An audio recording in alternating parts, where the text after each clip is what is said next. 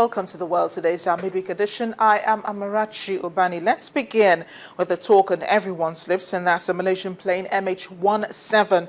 The first planes carrying victims' bodies from the crash site are arriving in the Netherlands, where experts will begin to identify them.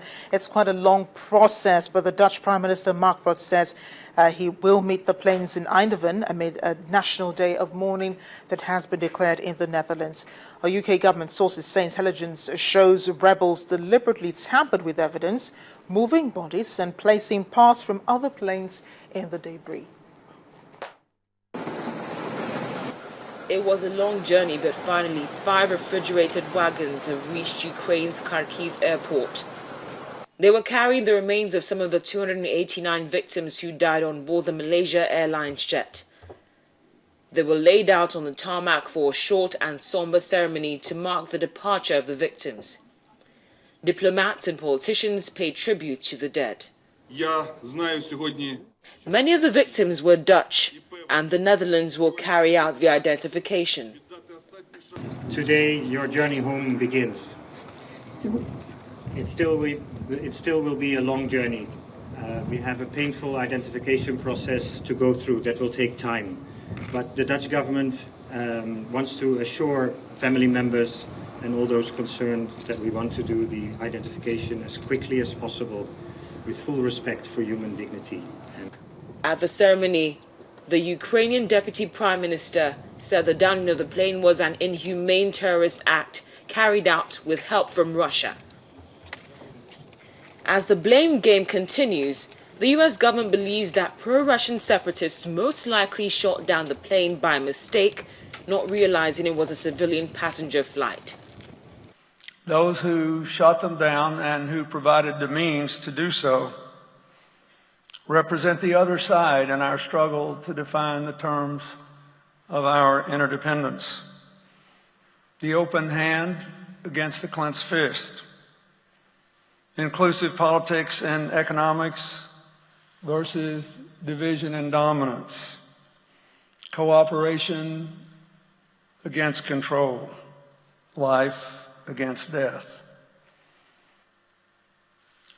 It matters not that the murder was meant to be committed against other people.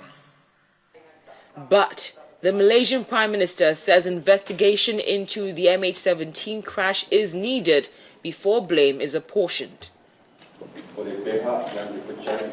In its defense, Russia has blamed Ukrainian President Petro Poroshenko for the crash because he refused to extend a ceasefire with the separatist fighters, and Moscow denies supporting the separatists. Flight MH17 was shot down last Thursday, killing all 298 people on board. Now, unfortunately, there's been another plane crash in the space of 1 week, but this time it's a passenger plane that crashed after a failed emergency landing in Taiwan, killing more than 40 people. The domestic Trans-Asia Airways flight crashed near Magong Airport on the outlying Penghu Island. There were a total of 54 passengers and 4 crew members on board that plane. Aviation officials said flight GE222 aborted its initial landing and then crashed. Firefighters and other emergency personnel are still attempting to rescue those on board. But what we're sure of is that the plane did not reach the airport's landing strip. Instead, it crashed nearby, losing contact with flight radars just a few moments before the crash.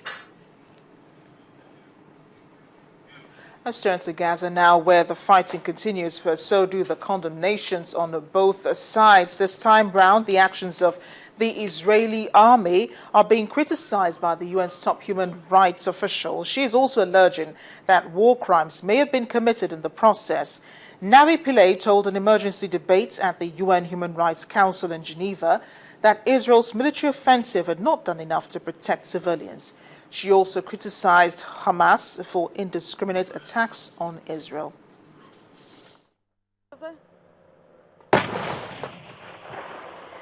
The number of casualties continue to go up, but the airstrikes persist.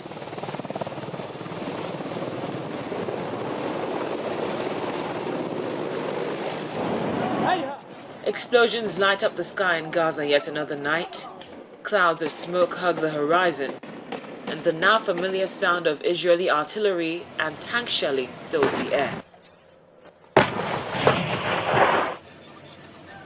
Homes and workplaces have been destroyed and people displaced.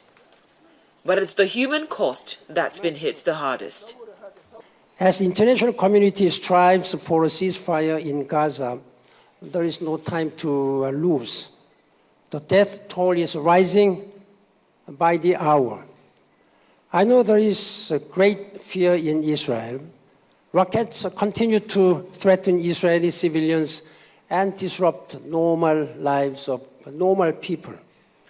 I mourn the loss of so many innocent lives in Gaza, and I grieve with the families.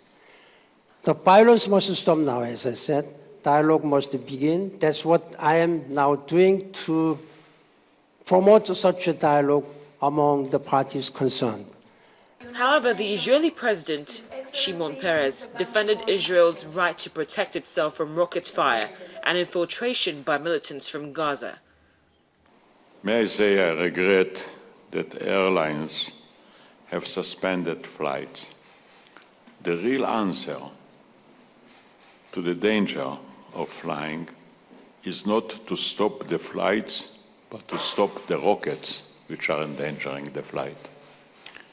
If any softness or understanding will be shown to the ones who fire the rockets, it's endangering, in my judgment, the air traffic in the entire world. It's easy, relatively, to bring down the planes with the shoulder rocket. And if they will see that if you do it, you're invited to negotiate, they'll take it.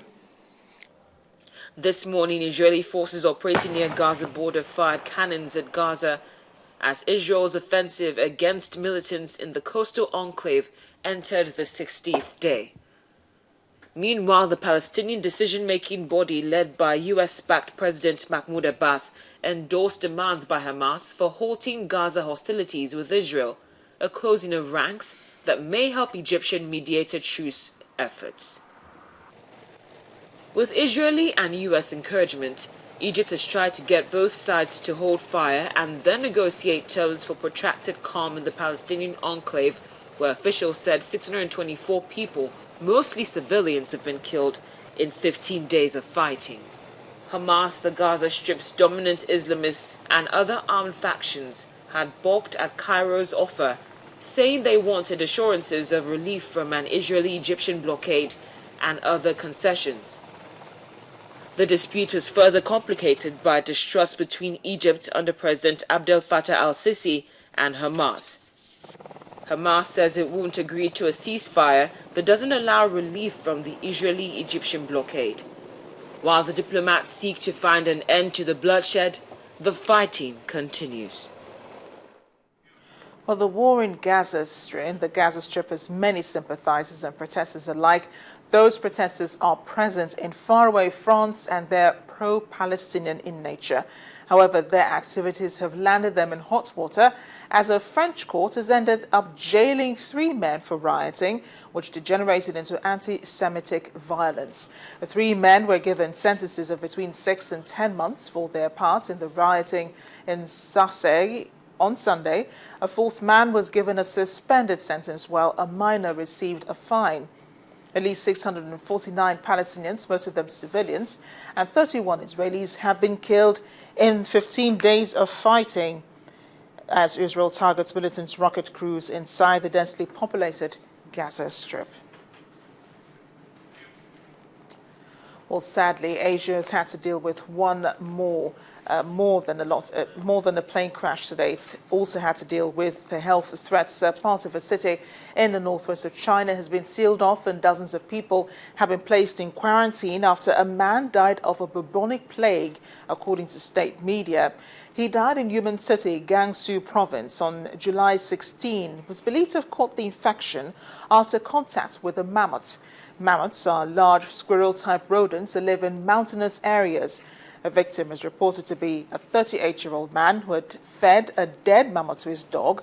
A total of 151 people have been placed under observation, and authorities have isolated a part of the city center into 3 sections of Chiching town, which is just an hour away. While the wrecked Costa Concordia ship, the Italian cruise ship that crashed a few months ago, is being towed to the port of Genoa for scrapping after a 2-year salvage operation. Its removal is one of the biggest ever maritime salvage operations. The Concordia struck a reef off the Italian island of Giglio in January 2012 and capsized, killing 32 people on board. Captain Francesco Schettino has denied charges of multiple manslaughter and abandoning ship, which could see him jailed up for 20 years. The Costa Concordia was refloated 9 days ago and is being kept above the surface of giant buoyancy chambers. More than a dozen vessels will help to tow the ship. The wreck was hauled upright in September last year, but was still partially submerged, resting on 6 steel platforms.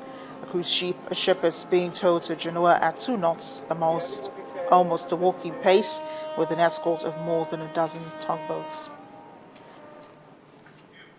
When we come back after the break on The World Today, it's been 100 days since the missing Chibok schoolgirls, since we knew about the missing Chibok schoolgirls. The whole world remembers. Please join us again.